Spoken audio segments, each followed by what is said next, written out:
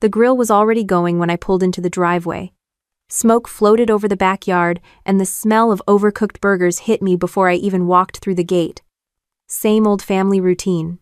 Everyone pretends it's special, but it's just the same folding chairs, the same cheap decorations, the same cousins running wild, and me being the one who actually shows up early to help set things up. I set the stack of plates down on the picnic table and tried not to think about how I always get stuck doing the grunt work. Maybe it's the army training, maybe it's just how I'm wired, but if something needs doing, I do it. My sister Vanessa, on the other hand, made her usual grand entrance half an hour late with a dress meant for a nightclub and a smirk that could cut glass. She dropped her purse on the table and complained about the heat like it was personally targeting her. Dad was already sitting with a plate of ribs, pretending his knees weren't killing him. Mom floated around with her perfect hostess smile. Brandon, my younger brother, stood by the cooler, popping open his third beer like he'd already put in a 12-hour shift. Meanwhile, I was the one setting up the drinks, slicing tomatoes, and trying not to choke on the irony. By the time the food was ready, everyone piled their plates high and plopped down around the yard. I ended up at the edge of the group, balancing my hot dog on a paper plate. Vanessa positioned herself right in the center, like always, talking loud enough to make sure every single person heard her stories about work. According to her, she was practically keeping her company alive by showing up with a smile. No one asked me how I was adjusting after leaving the army. No one ever does. Then it happened. The moment that would stick like a tattoo I never asked for. Vanessa turned to me with that slow smirk of hers, the kind that says she's about to deliver a line she thinks will kill. She tilted her head, sipped her wine, and with half the family leaning in, she dropped it. Honestly, if Madison disappeared tomorrow, no one would even care. Silence hung for maybe half a second before the laughter started. My aunts laughed, my cousins laughed. Brandon nearly choked on his beer. Even Dad gave one of those awkward chuckles, chewing with his mouth full, like he was too busy to defend me. Mom looked away and topped off her own glass of wine. It was like someone had just announced the punchline to a family inside joke I wasn't in on. Except the joke was me. I didn't flinch. Not a blink. I looked right at Vanessa, lifted my plastic cup like I was making a toast and said calmly, "Challenge accepted." Then I took a sip. No raised voice, no tears, no storming off. Just a smile that didn't reach my eyes and a sip that tasted like gasoline. Vanessa rolled her eyes, but she wasn't expecting that answer. She thought I'd sulk, maybe leave early, maybe even cry in the bathroom like I did when I was 15, and she called me pathetic at Thanksgiving. Not this time. This time, I didn't give her the satisfaction. Dinner went on like nothing happened. Kids ran by, ketchup spilled, someone argued over football. I went back to doing what I always do, cleaning up plates, wiping the sticky spots off the table, making sure the trash bags didn't overflow. No one noticed that I wasn't actually upset. No one noticed that I'd already checked out. I stacked empty plates, carried them inside, and started rinsing them off like muscle memory. Every movement was sharp, efficient, drilled into me from years of being the responsible one. Deployments teach you not to waste energy, not to waste motion. That training kicked in now. Not for the army, for me.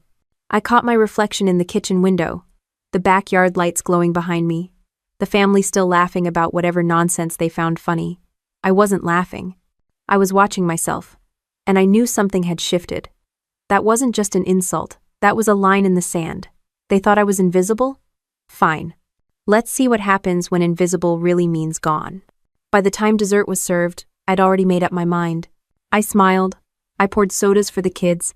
I handed out forks for the store-bought cake. I played my role perfectly. Because if the army taught me one thing, it's that you never reveal the plan before it's time.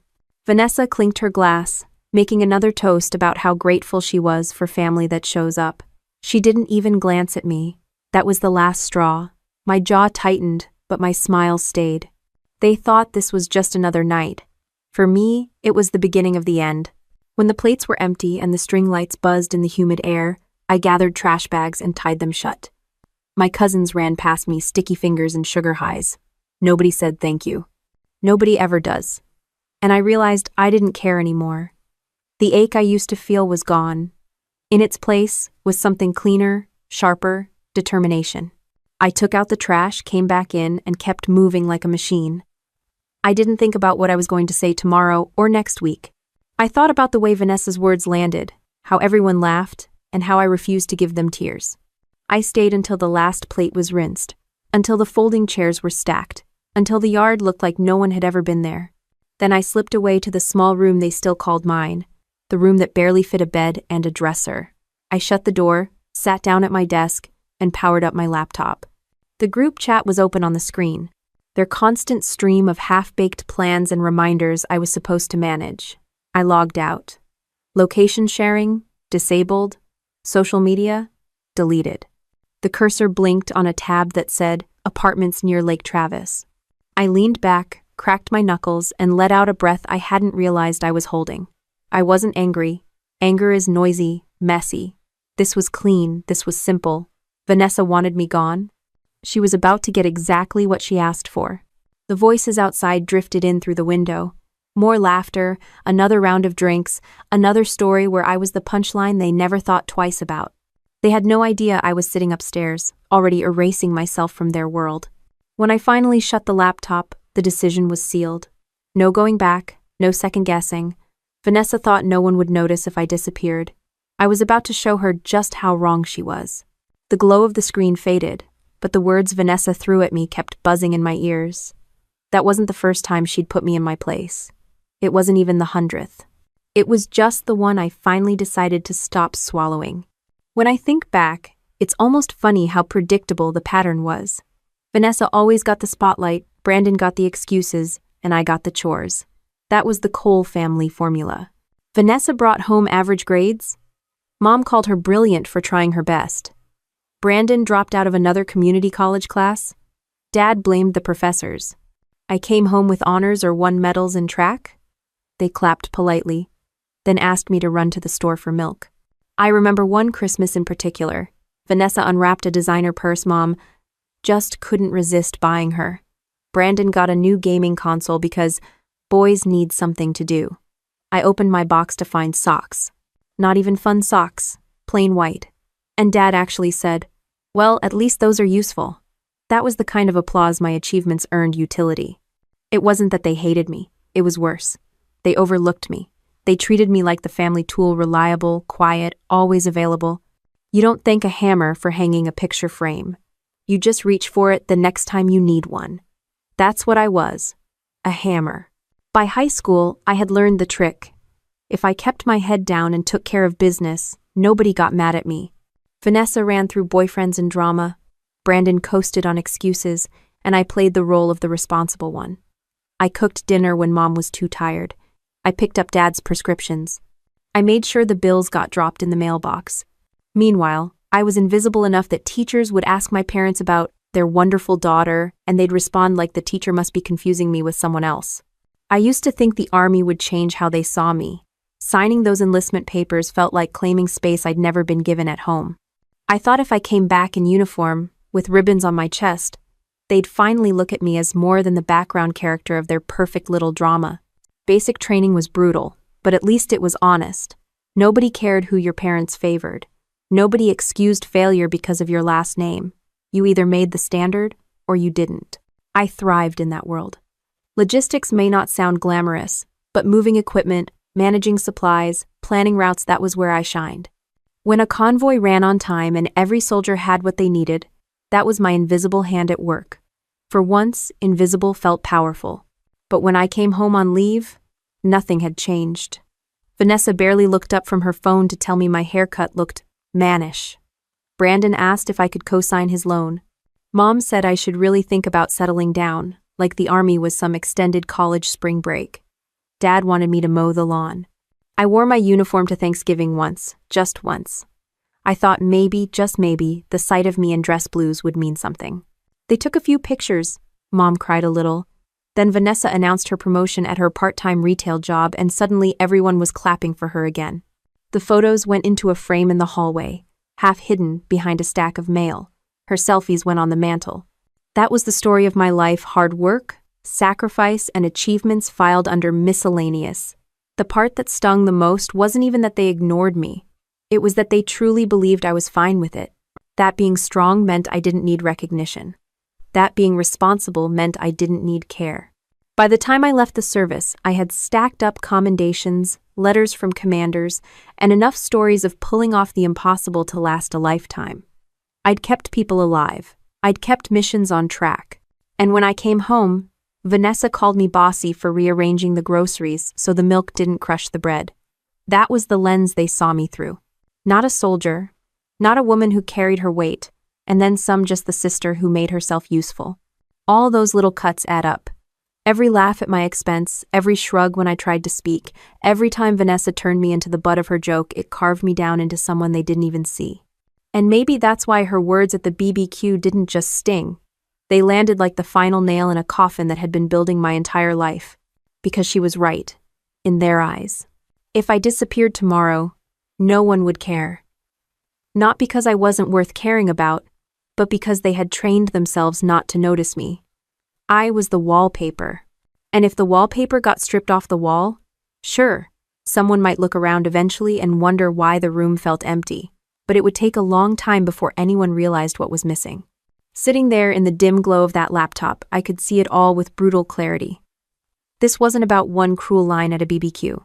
This was about decades of being the afterthought, the backup plan, the person who kept the wheels turning while everyone else drove off with the credit. My hands hovered over the keyboard, and I thought about every time I'd wanted to say something, every time I'd wanted to shout, "Look at me, I'm here, I matter." I never did. Not once. Because part of me believed they'd never hear it anyway. But silence is a choice, and that night I chose a different kind. Not the silence of being overlooked, the silence of disappearing, the kind they couldn't ignore forever. The air in my room felt heavier, thicker. My duffel bag leaned in the corner where I'd dropped it weeks ago. I pulled it closer, unzipped it, and ran my hand over the patches still sewn onto the side pocket. I thought about how much discipline, how much grit it had taken to survive deployments, to sleep in tents during sandstorms, to haul gear through mud. And yet the hardest battlefield had always been right here, in my own family's backyard. I started folding clothes into the bag, neat and tight, like I'd been taught. Each fold was deliberate, each layer stacked with the kind of precision that came from years of packing and repacking in a rush. My throat felt dry, but my hands stayed steady. This wasn't running away. This was a mission. The quiet tick of the old alarm clock on my nightstand marked every second as the decision settled deeper into my bones. I didn't need their approval.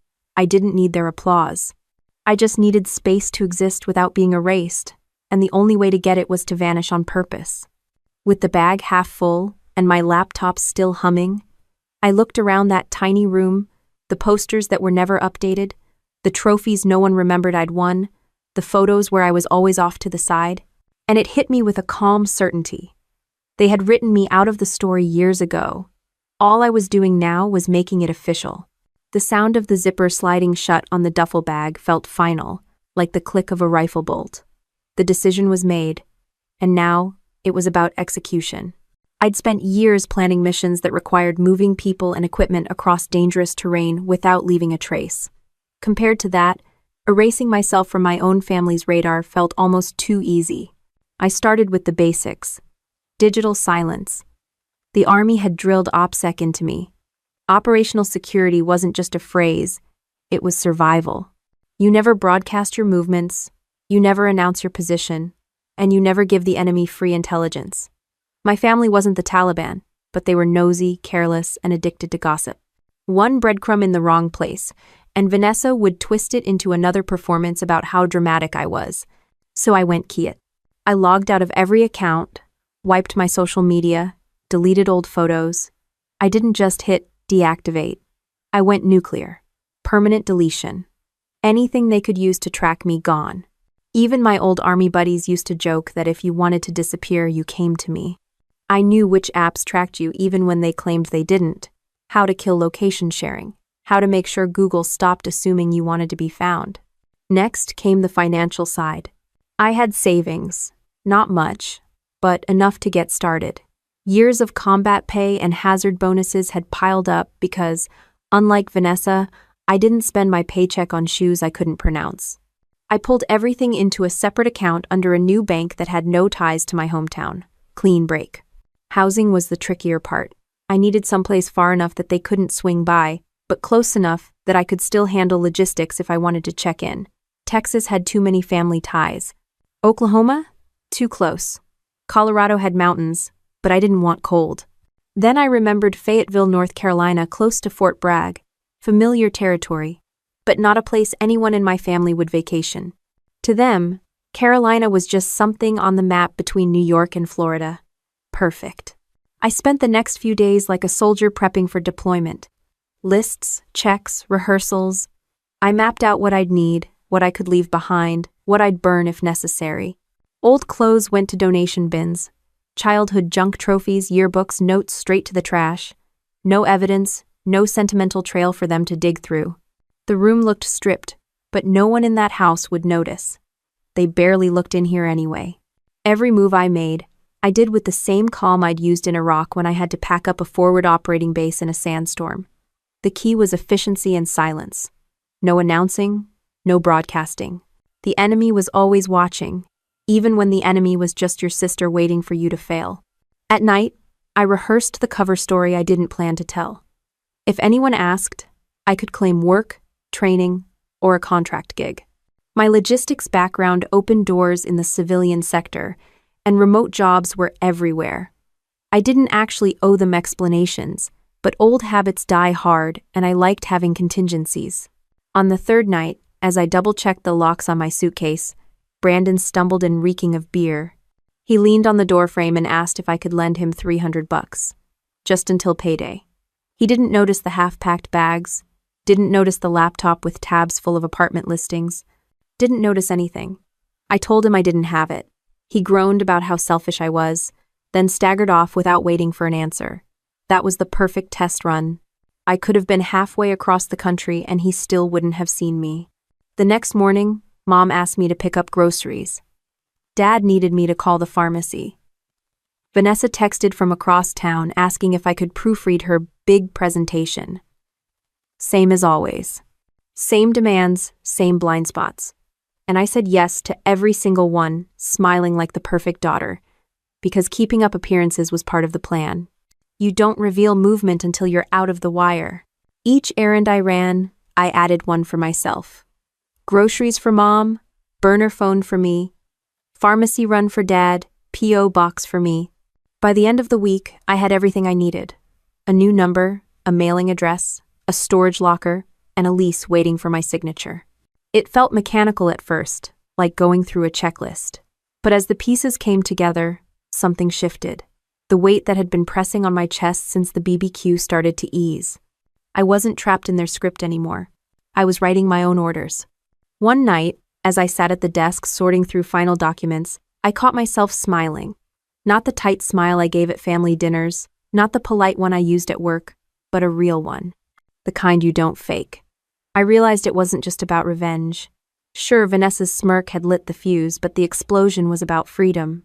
For once in my life, I was doing something for me. I thought about the old army saying, "Move with a purpose." That was drilled into us during every ruck march, every convoy, every briefing. Don't shuffle, don't dawdle, move like you mean it. And that's exactly what I was doing. Every quiet step I took away from them was deliberate. Even Sam Rivera, one of my old squad mates, would have been proud. He used to say the best logistics were invisible, the kind nobody noticed until the mission succeeded. That's what I was building. A quiet escape plan they wouldn't see coming until it was already complete. The house around me was the same circus it had always been. Vanessa bragging, Brandon slacking, Mom smoothing it all over, Dad fading in and out, but I was no longer a player in their script. I was the stagehand walking off, flipping the switch as I went. The smell of laundry detergent hung in the air as I folded my last uniform shirt and slid it into the duffel. My hands were steady, my breath even. Every motion was simple, practiced. To anyone else, it would have looked ordinary. But I knew the truth. This was the most important mission I'd ever planned, and it was already in motion. The duffel bag leaned against the wall, zipped tight and ready, but I knew leaving wasn't just about distance. It was about erasure. If you want to disappear for real, You don't just walk out the door, you wipe yourself out of the system. That's what the army had taught me. Enemies could track you with scraps, the tiniest signals. Family wasn't much different, except they were even nosier and more persistent. I started with the phone. My old number had been theirs for years, tied into every group text, every "Can you pick this up?" and "Where are you?" If I kept it, they'd call and call, leave voicemails, and then complain I wasn't answering. I walked into a cheap prepaid store, paid cash, and left with a burner. No contracts, no data plan they could track, nothing that tied back to our family name. I set up the voicemail as a generic automated recording, no hint it was me. Then came the email. Every password reset, every newsletter, every family recipe chain letter Mom forwarded was tied to the same account. I logged in, downloaded what mattered, and then hit delete. Gone. I set up a new email under a neutral name, something so boring no one would look twice. That was the point: blend in, fade out, stop being searchable. Bank statements were redirected to the P.O. box I'd already set up. Any bill that still tied me to my old address I cut off. Subscriptions, gone. Streaming services, canceled. Not because I didn't want them, but because each one was a breadcrumb. You'd be surprised how easily people can track you if they know what you watch, where you order takeout, or where your packages land. I even thought about the photos. There weren't many. My parents hadn't exactly flooded albums with my face, but the few that existed were like little anchors. Old team shots, birthdays, graduations. I couldn't stop them from having the copies, but I could stop adding to the pile. So I deleted every digital trace. No profile pictures, no shared folders, no cloud storage. If they wanted to reminisce, they'd have to do it with what little they already ignored. The hardest part wasn't the technology or the logistics, it was the tiny rituals of family life that I was cutting away from. The Sunday dinners where I cooked and everyone else complained. The endless text chains where Vanessa bragged and Brandon begged. Even the phone calls from Mom, where she acted like checking in was the same thing as caring. Each one was a thread, and I was slicing them one by one. The silence that followed was startling. No buzzing phone, no chime of incoming texts, no emails stacking up, just quiet. Most people would panic, feel lonely. I felt relief. Of course, I wasn't naive. I knew they'd notice eventually. Vanessa would throw a fit about how I abandoned her. Brandon would swear I was selfish. Mom would call it a phase. Dad would shake his head, mumble something about me being difficult, then go back to pretending his health wasn't failing. But that was the beauty of it. I wouldn't be there to hear any of it. Still, erasure required discipline. It wasn't enough to cut ties. I had to train myself not to look back. No checking their Facebook pages. No peeking at group texts from the old phone. No curiosity about whether they were talking about me. Because they would be. Families like mine thrived on gossip, and a missing daughter made for better drama than any of Vanessa's fake promotions. But silence works both ways. Once you stop listening, their noise loses power. I used the same structure I had for deployments. A schedule. Morning workouts kept me grounded. Afternoon job hunting kept me focused. Evenings, I planned logistics for the move routes, supplies, timelines. That way, there was no gap where doubt could creep in. Soldiers whose second guess get sloppy. I couldn't afford sloppy. Sam Rivera called around that time. One of the few people I hadn't erased. He was the kind of guy who'd seen enough chaos that he didn't need explanations. I told him I was moving, going dark, starting fresh. He just said, "Good. About time. New questions, new lectures." That's what made him different from family. He respected silence. With each step, the picture of my new life sharpened. A rented apartment in a city where nobody knew the Cole family. A job I could do without anyone asking me to fix their mess. Friends who didn't measure my worth by what errands I could run for them. Independence wasn't a fantasy anymore, it was a plan on paper, and soon it would be a reality. One evening, I walked through the house with a trash bag, collecting the last traces of me. Old mail, notebooks, scribbled grocery lists in my handwriting. All the mundane little scraps that carried my fingerprints. Into the bag they went. I hauled it to the outside bin, pressed the lid shut, and felt a strange satisfaction. No evidence, no trail. The air in the house was stale, the kind that clings to furniture and walls. I passed the family photo wall in the hallway. Vanessa front and center in most of them, Brandon cracking jokes, Mom holding the camera. I was always at the edge, cropped, blurry, half-turned. Nobody would notice if one day I wasn't there at all. That thought used to ache. Now it just confirmed what I already knew. Disappearing wouldn't break them. It would expose them. I slipped back into my room, checked the duffel, and sat on the bed. The walls felt thinner, the noise from the television downstairs a dull echo. They were laughing at something, probably one of Vanessa's stories. I didn't care what it was. The laughter didn't include me, never had. Cutting ties wasn't about revenge in the dramatic sense. It wasn't slashing tires or screaming confrontations. It was cleaner than that. Sharper. The kind of revenge you don't announce. The kind that creeps in slowly until people realize something's gone, and by then it's too late. When the lights in the hallway dimmed, I leaned back and let the silence settle around me. For the first time in years, I wasn't waiting for a text, a call, or a knock on the door. I wasn't bracing for the next insult disguised as a joke. I wasn't standing in the background hoping someone would notice me. I was already gone, and none of them even knew it. The hum of the highway was steady, like white noise under the sound of the tires. Every mile between me and that house felt lighter, and every exit sign reminded me I wasn't trapped anymore. By the time I rolled into Fayetteville with my duffel in the back seat, it didn't feel like running, it felt like breathing. The apartment I found wasn't much. A one-bedroom with beige walls, laminate floors, and a view of a parking lot. But it had a lock I controlled and silence I could trust. No one knocking on the door to ask for favors. No voices bleeding through the walls telling me how to live. I tossed the duffel on the floor, stretched out on the empty carpet, and laughed at how something so plain could feel like luxury. Starting over meant work, and I wasn't afraid of that. The Army teaches you to adapt whether you want to or not. Civilian life was just another battlefield with different rules. My logistics background gave me leveraged supply chains, coordination, problem-solving. Companies wanted those skills, especially in the growing world of remote jobs. Within a week, I had interviews lined up.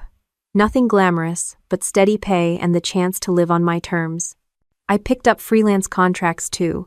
Data entry, shipping coordination, even consulting for small businesses that needed someone who could untangle their mess.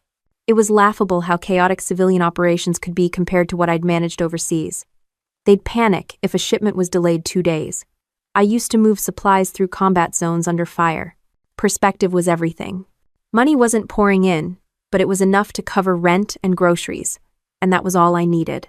The thrill wasn't in the paycheck. It was in knowing it came from me. Every bill I paid with my own earnings felt like proof I hadn't vanished into nothing. I was carving out a place that belonged to me alone. Routine helped. I woke early, still on military time, hit the gym, and started work by mid-morning. No one cared if I was gone for hours. No one tracked my movements. The quiet was strange at first, but it quickly became addictive. Freedom has a rhythm, and once you find it, you don't want to give it back. Sam Rivera checked in once or twice. He'd left the service around the same time I did, and he understood the whiplash of going from combat zones to grocery store aisles.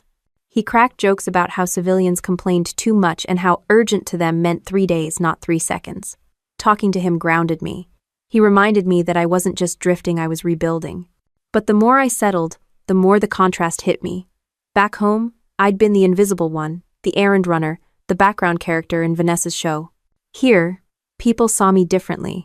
Landlords, clients, gym staff, they treated me like an adult making choices, not a tool to be borrowed. It was disorienting at first, but slowly I started to believe it. One afternoon, while reviewing a supply chain report, I realized I'd gone a whole week without thinking about what my family was doing. No updates, no texts, no secondhand drama. I hadn't checked Vanessa's social media or wondered if Brandon had finally gotten a job. That absence wasn't painful, it was peaceful. It proved what I suspected all along. I was only trapped in their world because I stayed in it. Still, habits die hard. There were moments, late at night, when I caught myself almost reaching for my old phone, almost typing in their names online. Curiosity tugged at me, the same way you want to peek at a wound even when you know it's healing. But every time, I stopped myself. Feeding the curiosity meant giving them power back, and I wasn't about to undo all the ground I'd gained. Instead, I filled the space with things I actually cared about, cooking meals for one and eating them in peace, reading books without interruptions, going for long runs and not having to explain why I was gone. These weren't grand gestures, but they were mine. Ownership of my time felt like the real revenge. Quiet, steady, undeniable. The first holiday away came sooner than I expected. Thanksgiving had always been a battlefield in our house, Vanessa showing up late and bragging, Brandon arriving drunk, Mom stressing over the turkey, Dad checking out halfway through. I used to dread it, but that year, it came and went without me. I didn't call, didn't send a card, didn't explain. I roasted a chicken in my little apartment, ate it with mashed potatoes, and watched a movie. It wasn't lonely, it was calm. That calm became my fuel. Every day I didn't hear their voices was a reminder that I'd pulled off something people only dream about. Most folks talk about walking away from toxic families, but few actually do it. They stay tangled in guilt and obligation. I had severed the ties, and the silence that followed was golden. The world outside my family wasn't perfect. Jobs fell through, bills stacked up, and some nights the apartment felt too empty. But those struggles were mine, not handed to me by people who couldn't manage their own lives. That difference mattered. When you fail on your own, you get to fix it on your own. There's no sister gloating, no mother smoothing it over, no brother leeching off your effort. Just you, facing yourself. And that's cleaner than any family drama could ever be. I thought about Vanessa sometimes, not because I missed her, but because I wondered how she'd spin my absence. She was the type to invent narratives when reality didn't serve her. Maybe she told people I'd had a breakdown, or that I was off finding myself. Maybe she painted herself as the victim, abandoned by her ungrateful sister. Let her. Stories were her currency, but I was bankrupting her by refusing to play along. And the longer I stayed gone, the more the silence became its own kind of revenge. They had built their lives on assuming I'd always be there. Vanessa needed an audience. Brandon needed a safety net. Mom needed a fixer. Dad needed a ghost to blame. Now all they had was the empty space where I used to stand. In that space, I found something they never gave me. Control. The power to decide who I let in, what I gave, and what I refused. It wasn't flashy, it wasn't loud, but it was real. And once you taste it, you don't go back. So I didn't. The first sign that my absence was getting under their skin came through the one line I hadn't cut entirely Sam. He still ran into people from back home now and then, and one evening he called, laughing into the receiver. "Your sister's losing her mind," he said. "She told half the neighborhood you joined some secret government program and cut contact because you're not allowed to talk about it." That sounded exactly like Vanessa. If she couldn't control the story, she'd invent one. Mom, on the other hand, was apparently telling anyone who asked that I was just busy with work. Brandon kept whining on social media about how families don't support each other anymore. None of them said the truth, which was simpler. I'd had enough. But the cracks started to show quickly. Vanessa leaned on me more than she'd ever admit, and with me gone, she had no one to run interference. Her coworkers stopped covering for her lateness, and without my quiet reminders about bills or deadlines, she slipped. The first missed payment hit, then another. The family's golden child was starting to tarnish. Brandon spiraled too. He'd gotten used to me spotting him cash when rent was late or when he lost another job. Now, the safety net was gone. Sam mentioned seeing him one night at a bar, drunk and bitter, blaming ungrateful people for his situation. Translation: me. Without someone to clean up his mess, his problems weren't just small fires anymore, they were house-sized blazes. Mom wasn't holding it together either. She'd always played peacemaker, but peace requires effort, and without me running errands or filling gaps, her control slipped. Dad missed a couple of medical checkups I used to drive him to. Appointments turned into cancellations, prescriptions lapsed, and his health wobbled. I'd warned them for years that someone needed to step up besides me. No one did. It wasn't satisfaction I felt at hearing this. It was more like validation. For years they'd acted like I was unnecessary, just an extra pair of hands they could borrow. Now the absence of those hands was forcing them to face their own incompetence. That wasn't revenge, it was arithmetic. Subtract the one reliable person, and the equation collapses. At the same time, their chaos didn't touch me anymore. I wasn't fielding calls at midnight, scrambling to cover bills that weren't mine. or running out of work to bail them out of yet another bad decision. Their unraveling happened far away, like background noise from another room I didn't have to enter.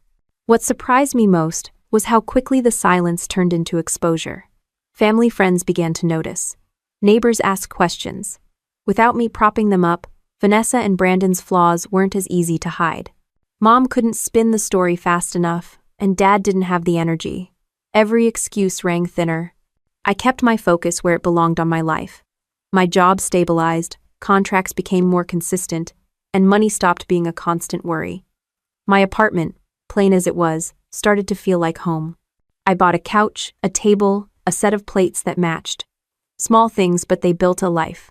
I invited a couple coworkers over once, and one of them said, "This place feels peaceful." That was the best compliment I'd heard in years. Sam visited too, and he noticed the change in me. "You look lighter," he said while we sat on the balcony with a couple of beers. "Like you dropped 100 pounds without going near a gym." He wasn't wrong. Stress had been my shadow for so long that I hadn't noticed the weight until it was gone. Meanwhile, the updates about my family kept leaking through. Vanessa had a meltdown at work after missing another deadline. Brandon got evicted and had to move back in with Mom and Dad. Dad's doctor called the house directly after missed appointments piled up, and the reality of his health became harder for them to ignore. None of this was my doing, but all of it was connected to my absence. For once, I wasn't in the center of the storm, I was watching it from the outside, and the view was clear. They weren't falling apart because I left. They were falling apart because they'd relied on me as scaffolding, and when I stepped away, the cracks they'd hidden became impossible to patch. I thought about calling, just once, to see how Dad was doing. But then I remembered the years I begged them to take his health seriously, the reminders I left on the fridge, the appointments I scheduled that were ignored until I forced them. They'd chosen not to listen, because it was easier to let me carry the burden. If I called now, it would just restart the cycle, so I didn't. Instead, I doubled down on my own future. I took on a bigger role with one of my clients, managing a wider network of shipments. It came with more responsibility, but also better pay. I even started considering going back to school part-time, something I never had the space to think about before. Opportunities were opening up, and they were mine because I'd created the room for them. Freedom has a way of compounding. The more distance I put between myself and their chaos, the more energy I had to build. I wasn't drained from arguments or patching holes in other people's lives. I could finally invest in myself without guilt. And the irony was sharp. The more stable I became, the more unstable they grew. There was no announcement, no dramatic confrontation, just silence on my end and noise on theirs. The noise got louder: arguments, excuses, breakdowns, but it never reached me. I'd cut the line. And in that silence I realized something important. Disappearing wasn't just about revenge. It was about truth. Without me to blur the picture, the reality of who they were stood out in stark detail. Vanessa, self-absorbed and crumbling. Brandon, dependent and reckless. Mom, overwhelmed and enabling. Dad, too tired to fight. They'd built an image of a family that functioned because I was the glue. Take away the glue, and the picture fell apart. I didn't need to expose them. They were doing it themselves. The thing about silence is that it doesn't just sit there. It grows, stretches into corners, fills rooms, and pushes on nerves until cracks turn into fractures. By spring, those fractures in my family's life had widened into full breaks. The first domino to fall was my dad's health. Without me hauling him to checkups, no one picked up the slack. Vanessa was too busy keeping up appearances, Brandon was too busy blaming the world, and Mom was drowning in stress. The cardiologist sent letters, then called the house directly. But missed appointments don't wait for excuses.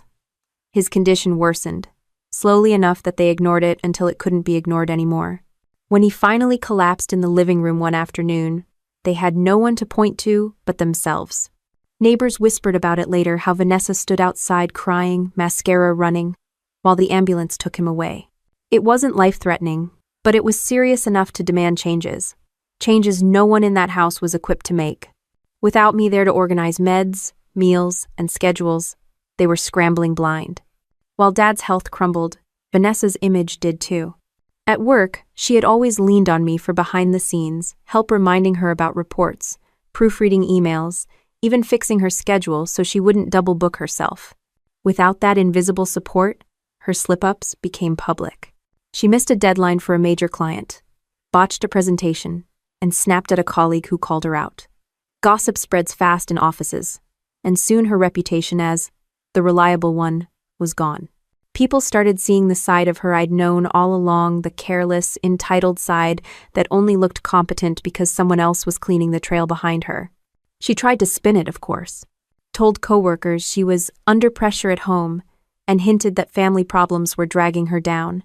That part wasn't a lie, but she conveniently left out the detail that the family problem was her own lack of responsibility. Without me as a buffer, her excuses just sounded like excuses. Brandon, meanwhile, hit bottom in a spectacularly predictable way. Evicted once already, he had no money and no prospects. Moving back in with mom and dad should have been a chance to get steady, but instead, he turned it into another mess. Drinking escalated, fights with mom became routine, and the little money he did make disappeared faster than it came in. Some nights, neighbors heard shouting through the walls. He'd scream about how nobody supported him, how everything was unfair, how the world was against him. The irony of blaming everyone else while sleeping rent-free in his parents' house was lost on him. Mom tried to hold it all together, but holding it together requires strength, and she was running on fumes. For decades, her peacekeeping worked only because someone else, usually me, was doing the heavy lifting behind the curtain. Without that, she was juggling knives with bare hands. Between Dad's health, Vanessa's chaos, and Brandon's drama, she had no time to breathe, let alone fix. What struck me most was how fast it all unraveled once I wasn't there to hold the seams. Years of imbalance collapsed in months. It wasn't that I wished them harm, I didn't. But I couldn't ignore the truth staring back at me. I'd been the one propping them up, and the second I stepped away, the structure couldn't stand. The community noticed too. My family had always worn the mask of normal, but masks slip when the foundation crumbles. Friends stopped coming by as often. Church members whispered about Vanessa's outbursts and Brandon's drinking. Even Dad's buddies muttered about how the family had lost its grip. It wasn't scandal level yet, but the shine was wearing off, and people could see the dysfunction underneath. From my apartment across town, I didn't have to engage with any of it. My world looked completely different. Work was steady, my health was good, and my routines gave me balance. Some nights I sat on my balcony with a beer and thought about the contrast. My life was quiet, simple, maybe even boring by their standards. But boring had never felt so powerful. Sam called one evening after running into someone from my hometown. "Your sister's falling apart," he said flatly. "It's like watching a slow-motion car wreck." He paused, then added, "And you know what? She's still blaming you. Tells anyone who'll listen that you abandoned the family, and that's why everything's going wrong." I laughed at that. It was absurd, but it made sense. Vanessa needed a villain, and I fit the role. She couldn't admit she'd been carried, so she spun a story that put me at fault. Let her. Stories don't pay bills or fix broken systems. Reality always catches up. That reality hit hard a couple of months later when Vanessa missed out on a promotion she'd been bragging about for years. The official reason was performance issues. The unofficial reason was clear: nobody trusted her anymore. Without the invisible scaffolding I provided, her shine dulled, and the office moved on. Brandon wasn't doing any better. A neighbor told Sam he'd been picked up for disorderly conduct one night after a bar fight. Nothing major, just enough to get his name in the local blotter. In a small town, that sticks. The guy who couldn't hold a job was now also the guy who made a scene outside O'Malley's. Doc. His reputation was toast. Even Dad, the quiet one, wasn't spared. His health required discipline, meds on time, diet changes, exercise. None of that happened. Mom tried, but between Vanessa's meltdowns and Brandon's tantrums, she couldn't keep up. Dad lost weight, grew weaker, and became another source of stress instead of strength. The domino effect wasn't loud or dramatic. It was steady, predictable, one piece knocking into the next. Remove the stabilizer, and everything falls. That's what was happening. And I wasn't part of it anymore. That fact mattered more than anything. Not because I enjoyed watching them crumble, but because I finally saw the proof. I hadn't been imagining it. I wasn't overreacting. My presence really had been the glue. Take the glue away, and the truth shows. That truth gave me peace. Not smugness, not triumph peace. For the first time in my life, I didn't feel responsible for their chaos. It was theirs, and they were living in it. Meanwhile, I was living in something else entirely. And in that distance, the line between my world and theirs grew sharper every day. The first sign that they'd finally hit bottom came not through a phone call or a letter, but through a video that popped up online. I hadn't been searching for them. I avoided that kind of rabbit hole, but someone from my old unit sent me the link with a blunt message. You need to see this. It was Vanessa, sitting in her spotless kitchen, hair pulled back tighter than I'd ever seen, with a look that screamed desperation behind the fake composure. The video wasn't polished, but it was deliberate. She titled it something about family and forgiveness, and then she started talking. She spun a sob story, the kind that tries to tug heartstrings. She painted herself as misunderstood, talked about family division, and hinted that I had cut them off without warning. But the cracks showed through. Her voice trembled, her eyes darted to the camera and away, and at one point she outright admitted, I might have said things that hurt people, especially my sister. That line hit me like a hammer. Not because it was sincere, it wasn't, but because it proved she knew. She knew exactly what she'd done at that barbecue, and every year before it. And now that her reputation was burning at work and in town, she was scrambling for a public cleanup. The comments under the video told the story better than she did. Some offered sympathy, sure, but plenty asked the obvious. What happened with your sister? And, why are you making this public? The questions cut deeper than any apology she tried to fake. Sam called me the same night, laughing darkly. She just handed you the win on a silver platter, he said. She's out here begging strangers for sympathy because she lost control of the narrative. There. But Vanessa wasn't the only one reaching out in strange ways. A week later, a letter showed up at my apartment. The handwriting was shaky, but unmistakable. Dad's. I opened it slowly, expecting some guilt trip. Instead, it was quieter than that. He wrote about the doctor visits he'd missed, the weight he'd lost, and how tired he felt. He admitted Mom was overwhelmed and that Vanessa wasn't the rock she pretended to be. And then he wrote a line that stopped me cold. I should have stood up for you more. You carried too much and I let it happen. It wasn't long, maybe 2 pages, but it was the closest I'd ever seen my dad come to honesty. He didn't excuse Vanessa. He didn't blame me. He just acknowledged what had been true all along. And tucked into the envelope was a faded photo of us fishing when I was 10. He scribbled on the back, You were always steady. I sat with that letter for hours. It didn't erase years of neglect, but it mattered. Coming from him, it was the first real recognition that I wasn't crazy, that my sacrifices had been real, and that my family had leaned on me until I broke. Still, I didn't write back. Not because I didn't care, but because responding would pull me back into the current I'd fought so hard to escape. I kept the letter, folded neatly in my desk drawer, but silence was still my answer. Meanwhile, Vanessa's apology tour spiraled further. She posted another video, then another. Each one grew less polished, more frantic, like she was trying to will forgiveness into existence. But forgiveness can't be staged, and people sensed it. At work, whispers turned into open doubt.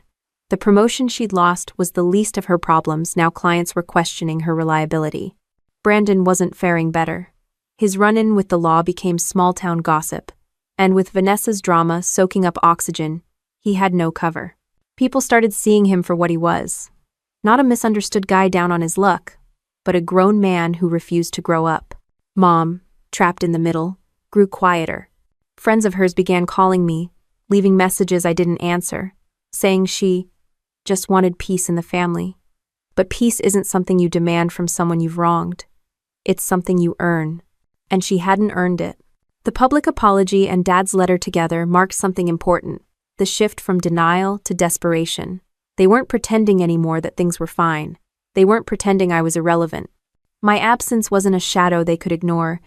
It was the center of the story, the missing piece they couldn't replace. For me, life didn't change much on the surface. I still worked, paid my bills, and met friends for the occasional beer. But under the surface, there was a sense of closure forming. Not finality, but confirmation.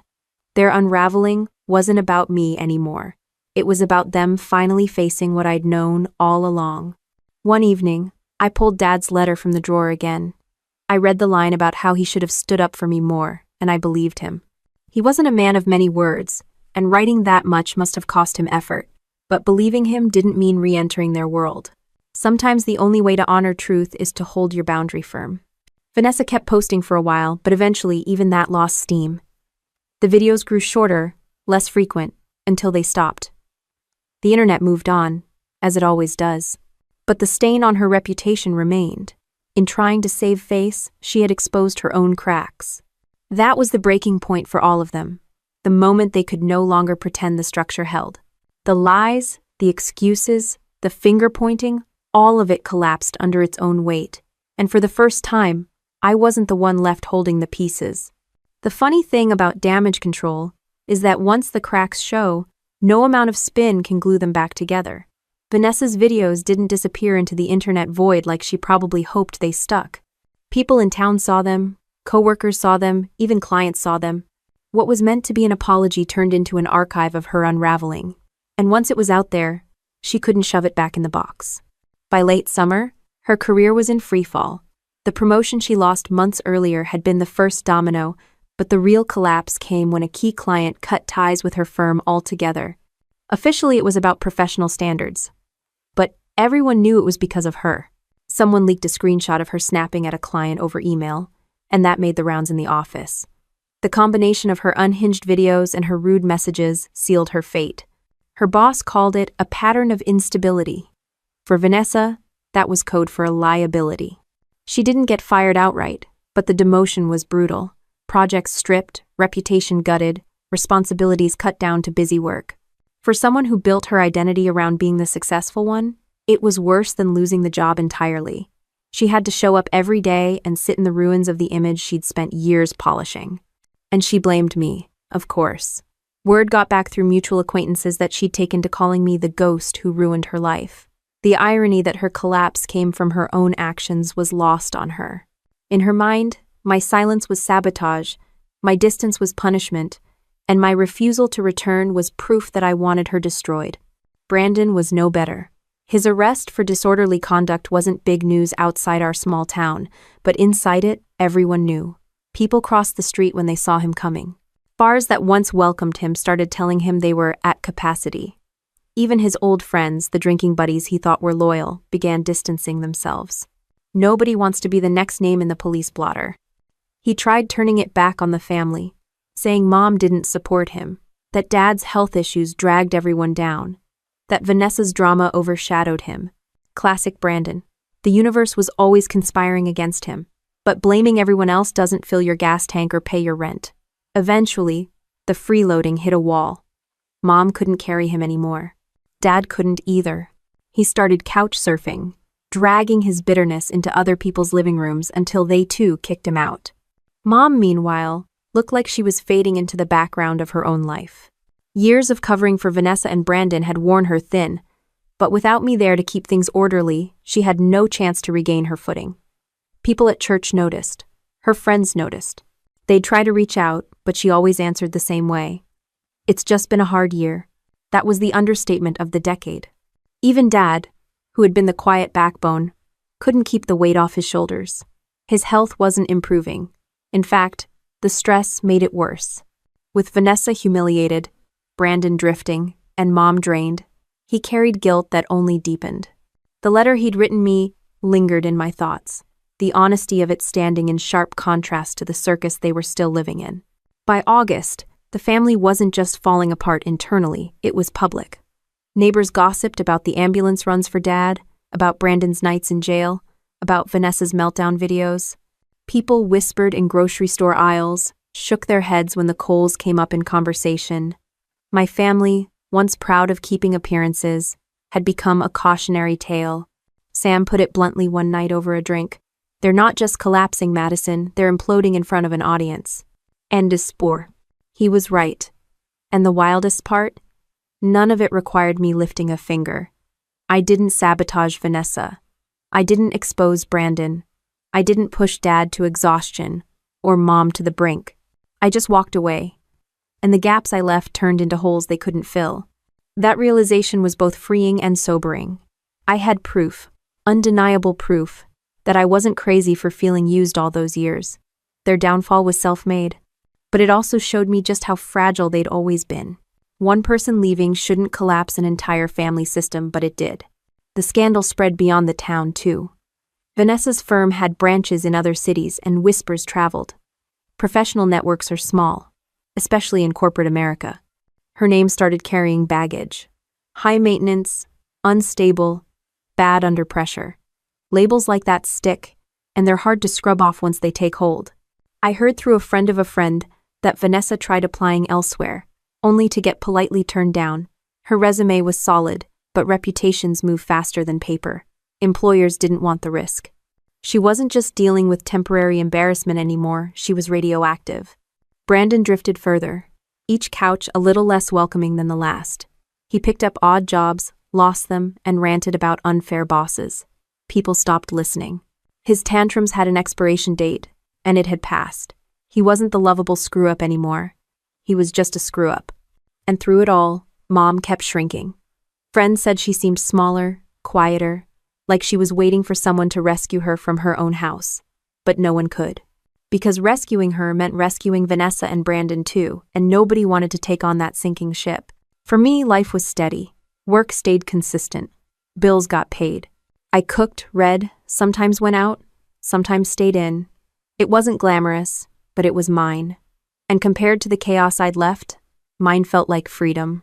The spread of consequences was like watching a slow wave roll over a shoreline. Inevitable, relentless, impossible to stop. Their lives weren't just unraveling privately anymore. The community saw it, the workplace saw it, and even strangers online saw it. My family had built their image on control and appearances, and now both were gone. And still, I didn't go back.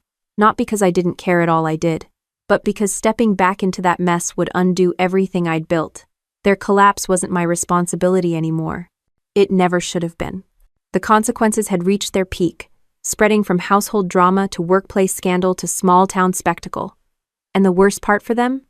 None of it was going away. Once your mask slips, you don't get to put it back on.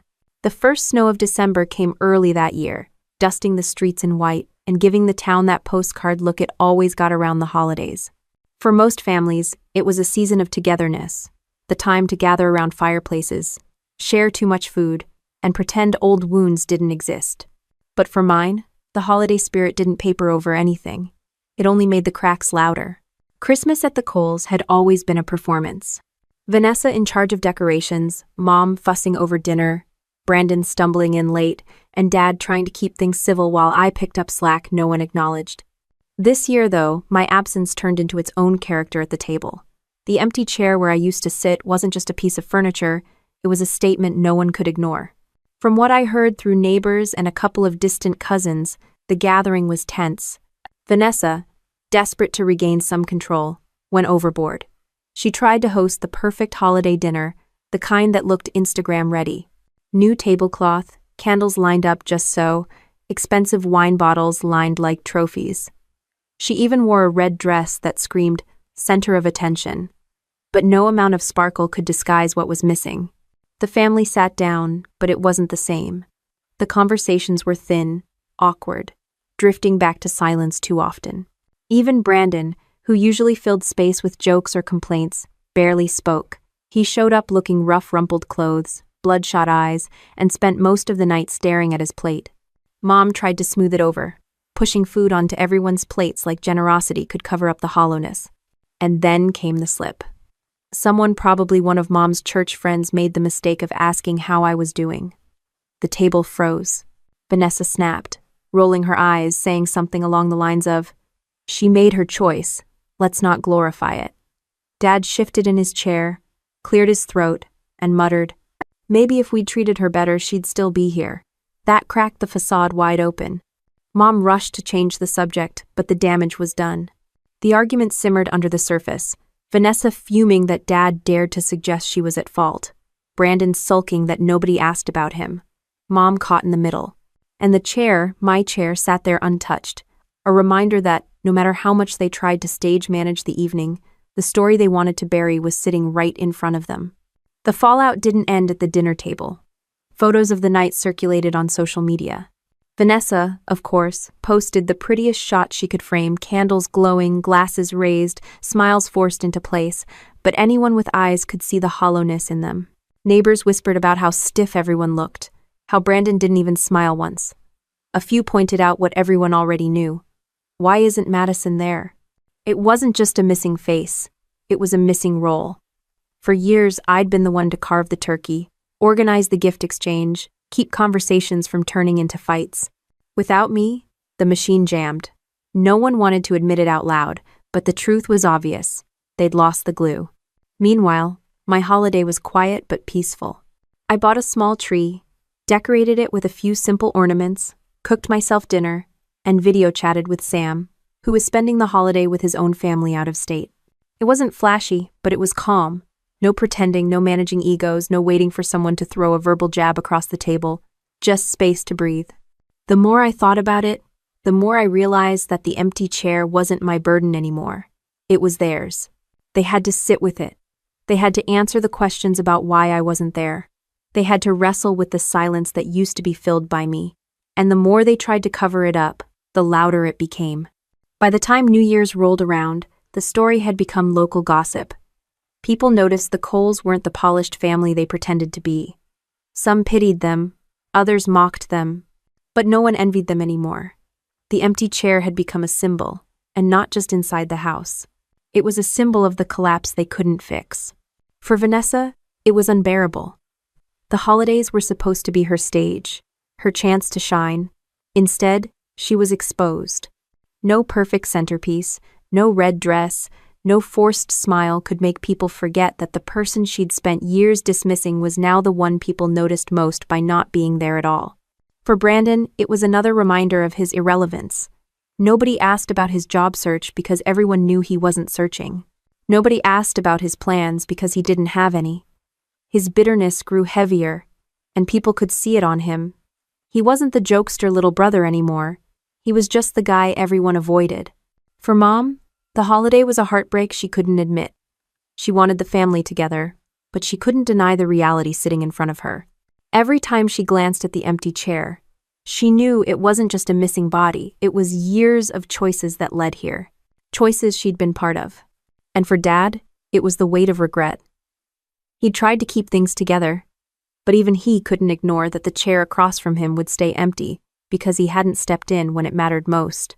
The quiet look on his face in those holiday photos told the story clearer than words ever could. The chair never moved that night. They didn't hide it, didn't push it to another room.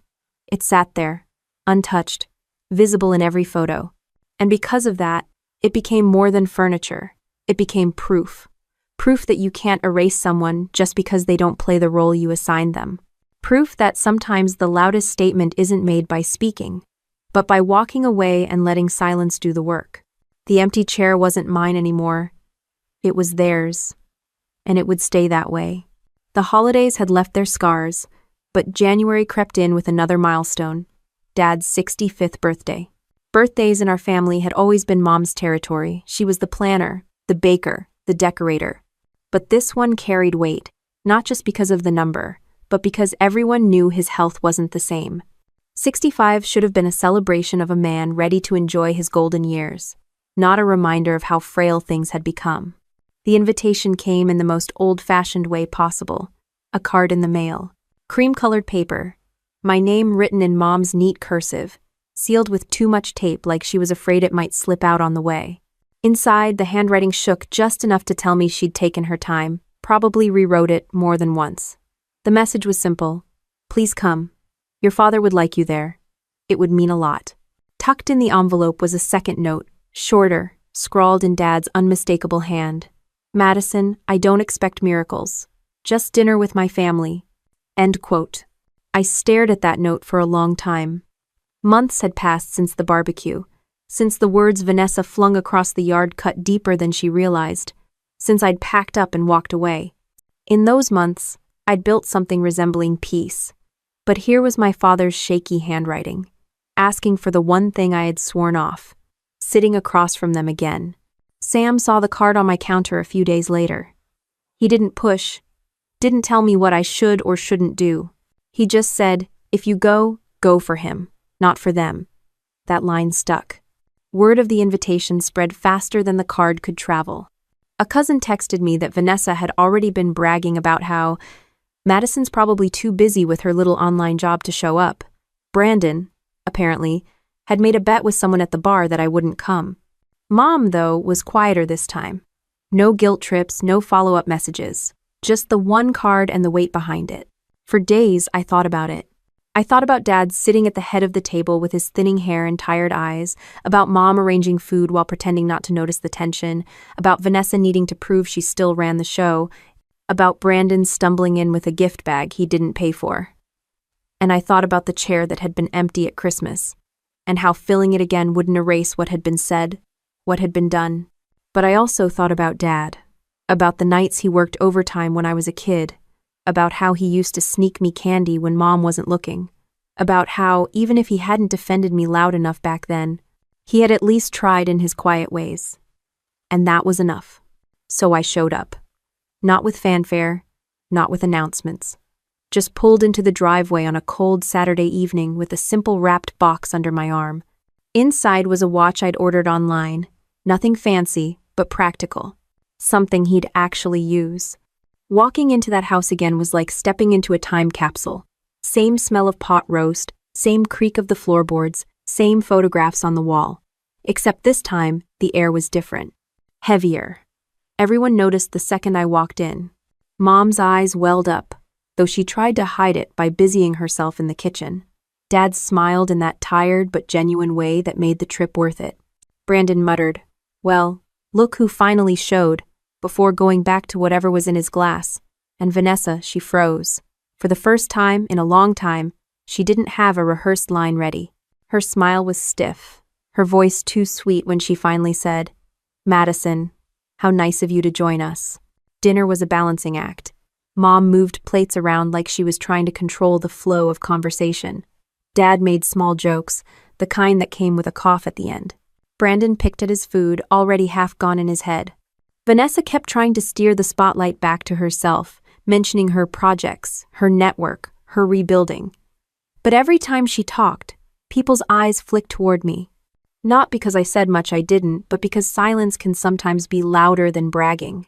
The gifts were opened after dinner. Brandon handed over a gift card, obviously re-gifted.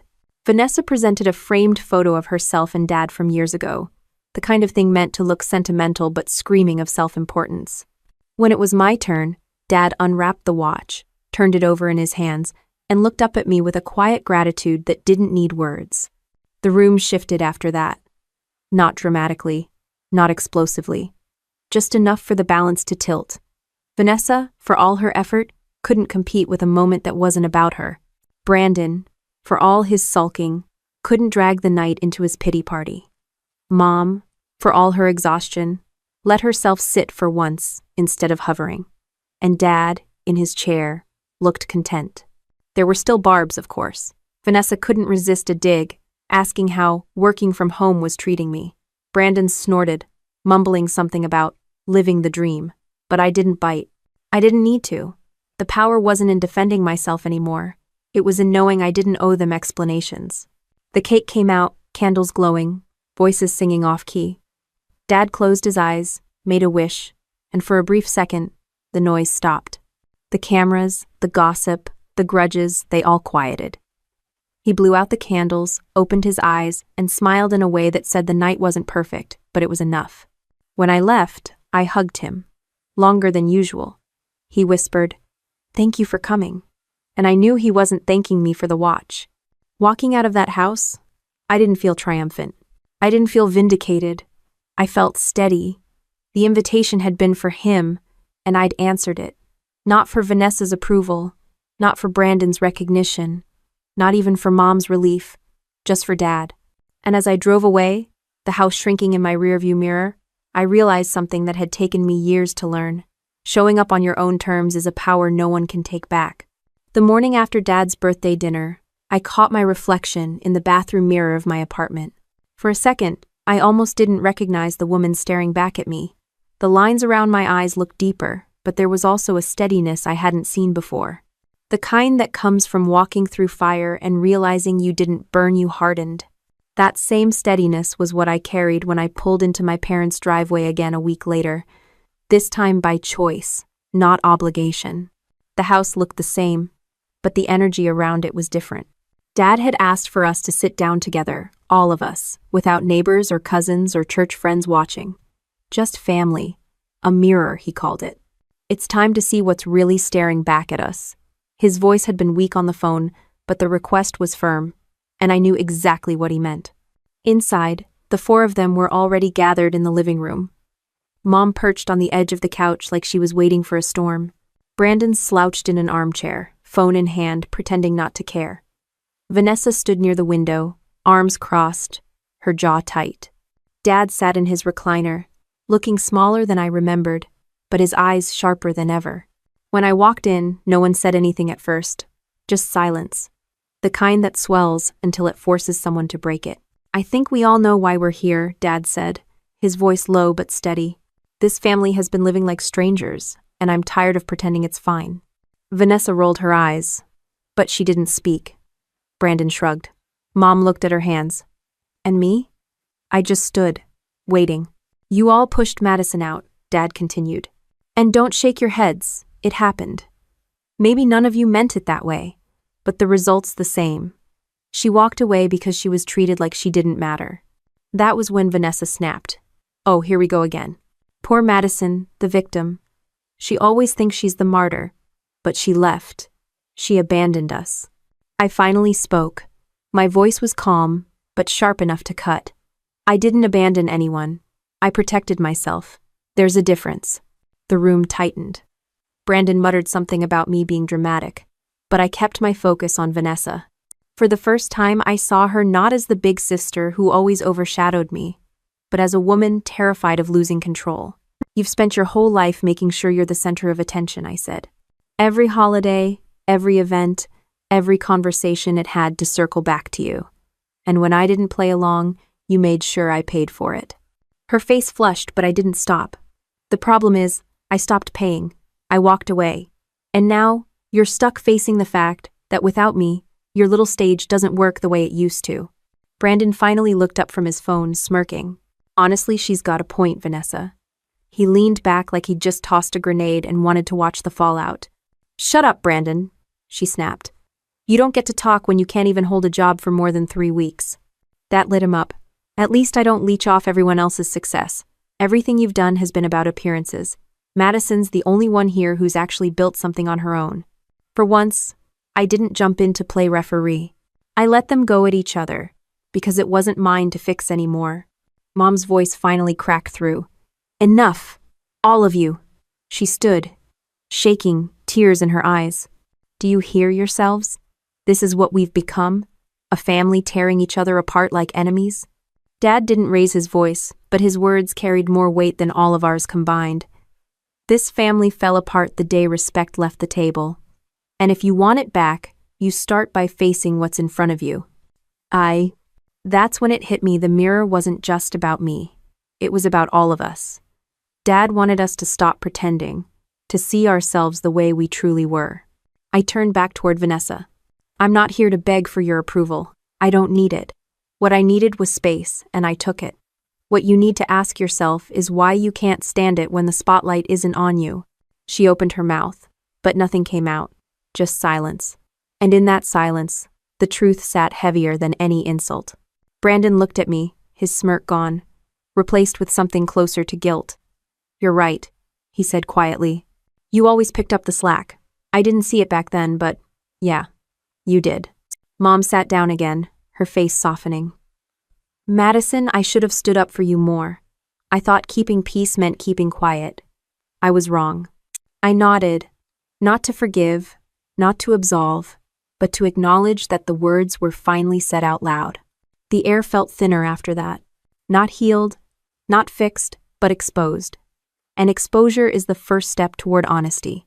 Dad leaned back, eyes closing for a second, then opening with a faint smile. That's all I wanted, for the truth to be spoken in this room. I stood a little taller then, not because I won, but because I finally understood I didn't need to. My family could claw at each other all they wanted. I wasn't trapped in that cycle anymore. I had faced the mirror, and for once, I didn't look away.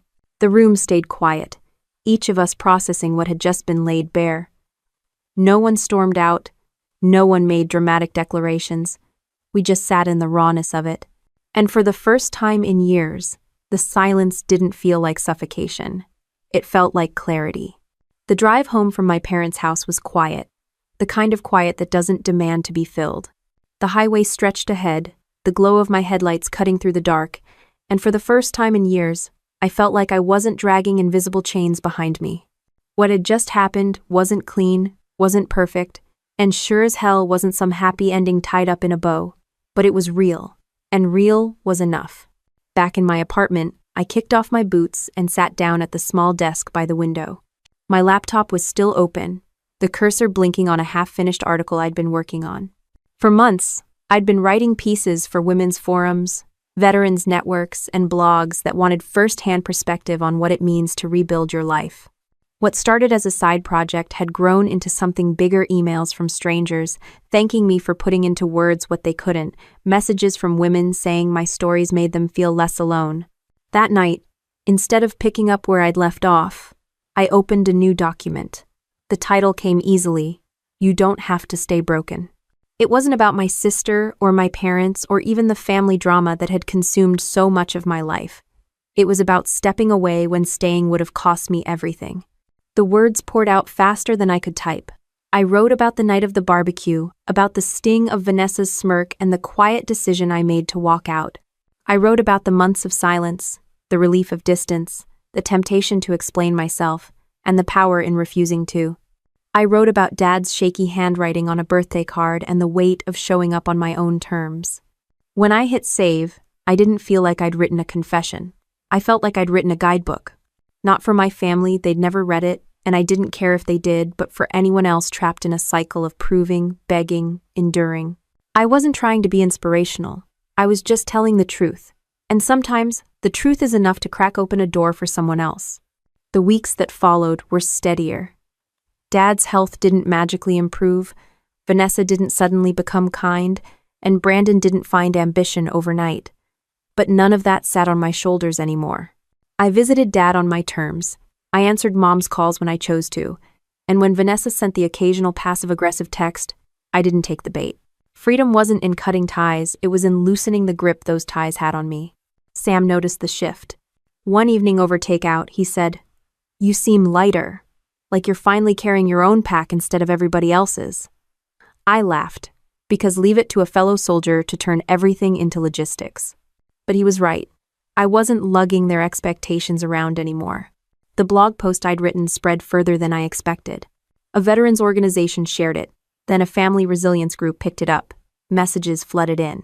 Some from women with sisters like Vanessa, some from men with parents who only noticed them when they were gone, some from young soldiers trying to balance family obligations with their own survival. Reading their words, I realized something. My story wasn't just mine. It was a mirror for others. The same way Dad had wanted us to face one in that living room. One message stood out.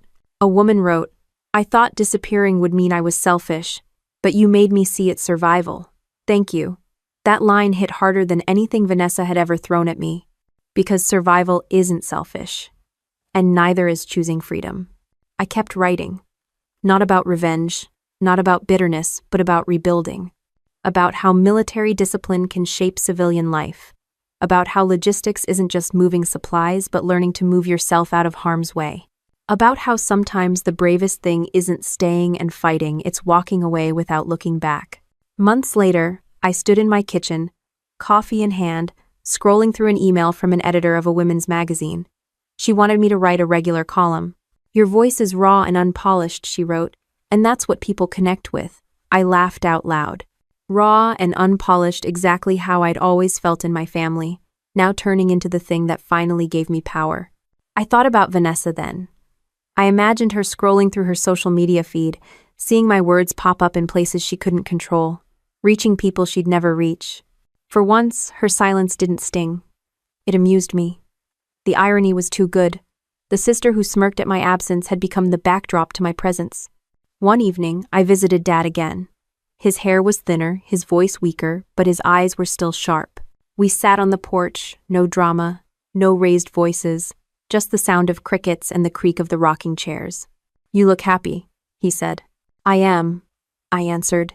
He nodded, as if that was all he'd wanted to hear, and maybe it was.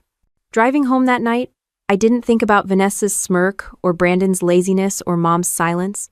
I thought about the road ahead, about the work I wanted to keep writing, about the women who needed to hear that walking away wasn't weakness, but strength. If there was one lesson carved out of all the fights, the silences, the holidays ruined, and the dinners endured, it was this. You don't vanish to be remembered. You vanish to be free. And that freedom? It's worth every empty chair you leave behind. Looking back, I don't see a story about revenge anymore. I see a story about release. My sister's smirk used to feel like a scar I couldn't shake, but it turned out to be the spark that forced me to take my life back. Walking away didn't erase the hurt, and it didn't fix my family, but it freed me from a role I was never meant to play. I stopped being the invisible daughter, the scapegoat, the filler, in someone else's spotlight. I became someone who chose herself, fully and unapologetically. And if there's one truth I carry forward, it's that peace doesn't come from winning battles inside a broken family. Peace comes from finally putting the weapons down, stepping out of the line of fire, and building a life that's yours alone.